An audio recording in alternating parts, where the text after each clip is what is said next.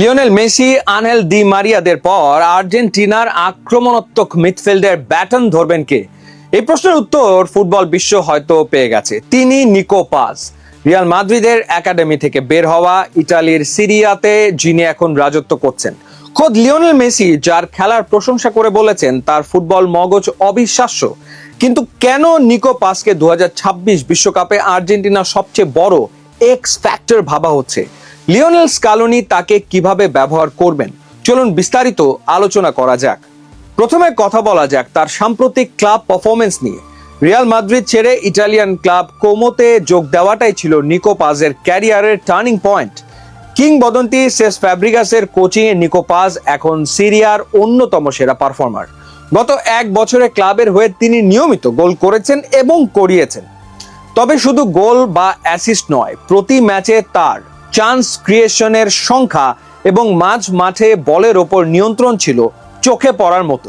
তার এই দুর্দান্ত ফর্মের কারণে স্কালোনি তাকে জাতীয় দলের মূল স্কোয়াডে ডাকতে বাধ্য হন। আর্জেন্টিনা দলে মিডফিল্ডারের অভাব নেই, ডি পল, ম্যাক অ্যালিস্টার, এনজো ফার্নান্দেজরা আছেন। তাহলে স্কালোনি কেন নিকো পাজকে দলে নিলেন? কারণ নিকোর প্রোফাইল বাকিদের চেয়ে আলাদা। নিকো পাজ একজন ক্লাসিক নাম্বার 10 বা অ্যাটাকিং মিডফিল্ডার যিনি উইংয়েও সমান কার্যকর। তার মূল বিশেষত্ব হলো তার ড্রিবলিং স্কিল, চমৎকার ভিশন এবং ওয়ান টাচ ফুটবল খেলার ক্ষমতা। তিনি খুব ছোট জায়গায় ডিফেন্ডারদের বোকা বানাতে পারেন এবং বক্সে থাকা স্ট্রাইকারদের জন্য নিখুঁত পাস বাড়াতে পারেন। স্কালোনি এমন একজন খেলোয়াড় খুঁজছিলেন যিনি মাঝমাঠ থেকে আক্রমণ ভাগে নতুন গতি বা স্পার্ক এনে দিতে পারেন, যা নিকোর মধ্যে ভরপুর আছে। এখন প্রশ্ন হলো স্কালোনি তাকে আর্জেন্টিনার একাদশে কিভাবে কাজে লাগাবেন। নিকো পাজ হতে পারেন লিওনেল মেসির পারফেক্ট ব্যাকআপ কিংবা অনফিল্ড পার্টনার। মেসি যখন একটু নিচে নেমে খেলা তৈরি করবেন তখন নিকো পাজ রাইট উইং বা হাফ স্পেস দিয়ে ভেতরে ঢুকে বক্সে লোড বাড়াতে পারেন। আবার ম্যাচের দ্বিতীয় হাফে যখন প্রতিপক্ষের ডিফেন্স ক্লান্ত হয়ে পড়ে তখন সুপার সাব হিসেবে নিকো পাজের ক্রিয়েটিভিটি প্রতিপক্ষের জন্য মরণ ফাঁদ হতে পারে। স্কালোনির হাই প্রেসিং ফুটবল ট্যাকটিক্সের সাথে নিকোর ওয়ার্ক রেটও দারুণভাবে মানিয়ে যায়। নিকো পাজের সবচেয়ে বড় শক্তি হলো তার ফুটবলীয় ব্যাকগ্রাউন্ড।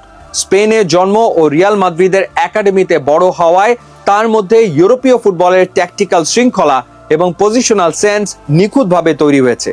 আবার অন্যদিকে রক্তে আর্জেন্টিনার ডিএনএ থাকায় তার ড্রিবলিং ও পায়ের কাজে রয়েছে চেনা ল্যাটিন ফ্লেভার বা লা নুয়েস্ত্রা জাদু। ইউরোপীয় ফুটবলের ফিজিক্যালিটি আর ল্যাটিন ফুটবলের ক্রিয়েটিভিটির এই বিরল কম্বিনেশনই তাকে বাকিদের চেয়ে আলাদা করেছে। তিনি যেমন ইউরোপীয় ডিফেন্ডারদের প্রেসিং এর মুখে ঠান্ডা মাথায় বল ধরে রাখতে পারেন, ঠিক তেমনি ল্যাটিন ডিফেন্সের কড়া ট্যাকল ফাঁকি দিয়ে বক্সে বল পাঠাতে পারেন। আরেকটি নতুন অ্যাঙ্গেল যা আর্জেন্টিনার বর্তমান দলে কিছুটা বিরল তা হলো নিকো পাজের দূরপাল্লার শট নেওয়ার ক্ষমতা। প্রতিপক্ষ যখন বক্সের ভেতর বাস পার্ক করে বা জমাট ডিফেন্স তৈরি করে তখন আর্জেন্টিনা অনেক সময় বক্সের বাইরে থেকে গোল করার লোক খুঁজে পায় না।